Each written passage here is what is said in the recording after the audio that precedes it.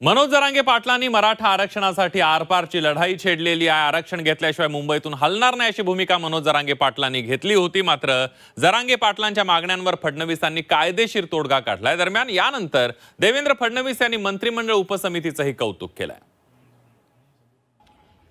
जे काही कायदेशीर आहे त्याचा सगळा अभ्यास करून आम्ही हा निर्णय घेतलेला आहे।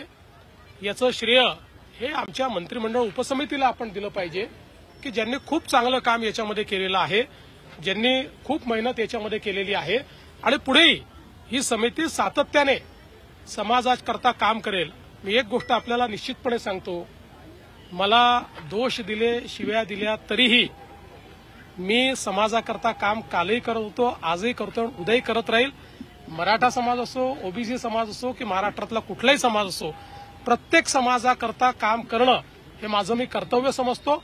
त्या कर्तव्यात कधी शिव्या मिळतात, कधी तुम्हाला फुलांचे हार देखील मिळतात। मला असं वाटतं की आता साखळी उपोषणाची आवश्यकता नाही।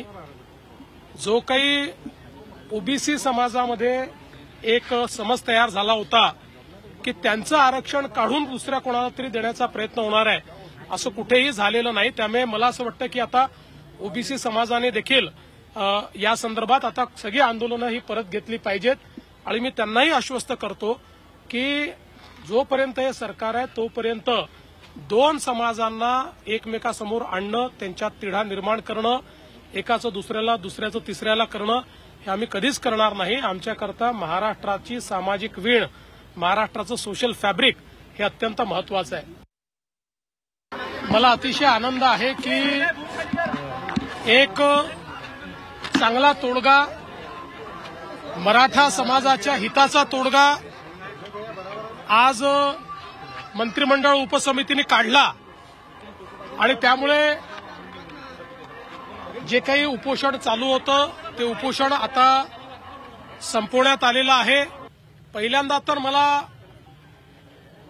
श्री राधाकृष्ण विखे पाटील जे या मंत्रिमंडळ उपसमितीचे अध्यक्ष होते आणि मंत्रिमंडळ उपसमितीतील सर्व जे प्रमुख नेते आहेत त्या सर्वांचं, आमच्या मंत्र्यांचं अतिशय मनापासून अभिनंदन करायचं आहे की त्यांनी सातत्याने बसून एकेका गोष्टीचा अभ्यास करून, मोठ्या प्रमाणात चर्चा करून त्या ठिकाणी हा मार्ग काढलेला आहे।